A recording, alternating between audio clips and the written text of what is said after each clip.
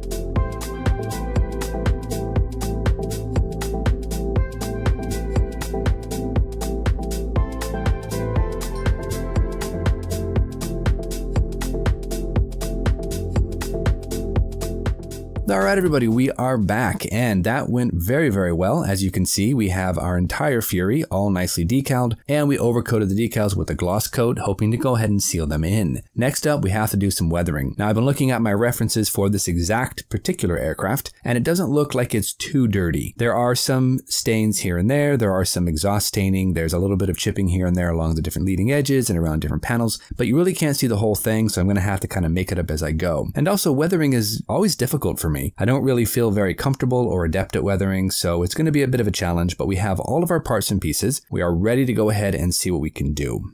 Now, in terms of our weathering solutions, we're going to go ahead and work with some panel liners. Now, I have the AK panel liners that Joe gave to me. Those are awesome. I've always enjoyed using those, but I also went out and picked up some MIG panel washes.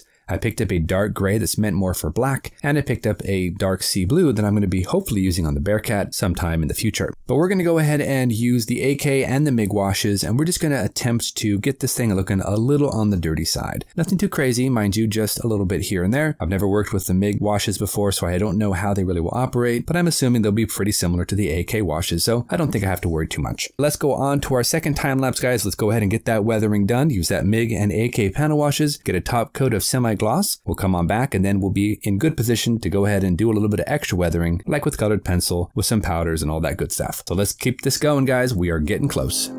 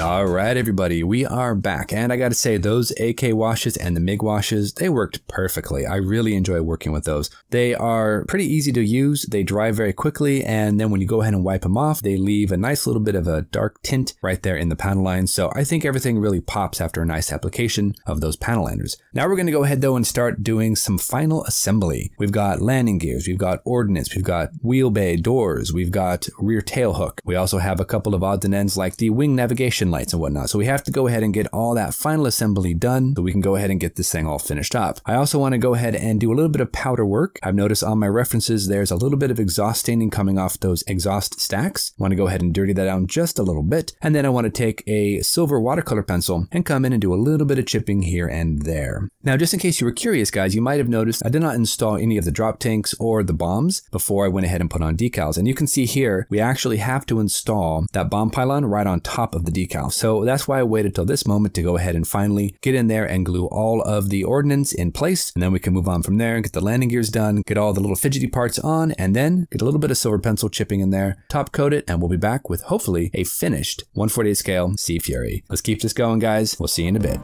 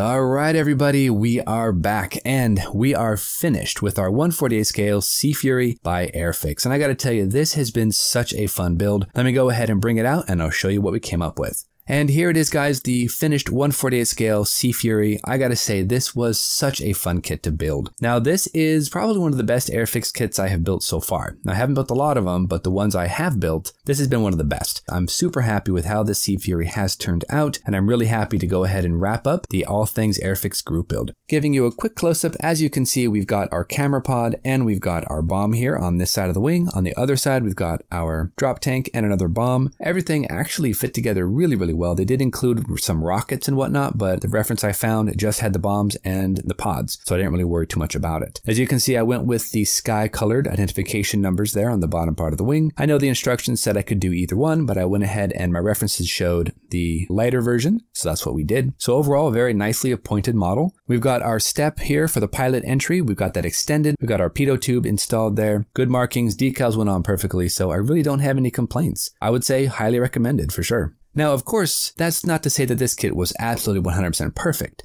There were a few issues that I had, such as the wing fold joints that were a little bit of some trouble there. The cowling didn't really want to go together as easily as I would have liked it to. And we did end up noticing that there was a missing gun sight and that there was a missing compass there in the cockpit. Also, without any seatbelts and all that, it would have looked a little bit less busy, a little bit more Spartan. Went ahead and scratch built the gun sight, went ahead and added in some seatbelts just out of Tamiya tape and some solder wire. And then I just did a little bit of work there in the bottom for the wheel wells, adding in some extra wires and whatnot. So overall, a very fun experience and a really cool looking subject for sure. But that is it, guys. I am happy to say that we are finished with our 1/48 scale Sea Fury and I'm loving it. I'm going to go ahead and put that in the display case. Have to find some room though, because we're pretty full up. If you saw my display case tour, you'll agree we're pretty full, but I think we can find some room, move some things around and whatnot. Yeah, there was a few things I probably could have done a little bit better. Maybe I went a little too dark with the exhaust staining. I don't really know, but I had a blast doing it. And yeah, I'm really excited to go ahead and get this thing on the shelf. We're going to kind of wait and see where we're going to go from here. I am definitely going to go jump back on the bench though and continue working on our F8F Bearcat for my Ben Builds with Joe series. And then we just have to figure out what else we want to build. So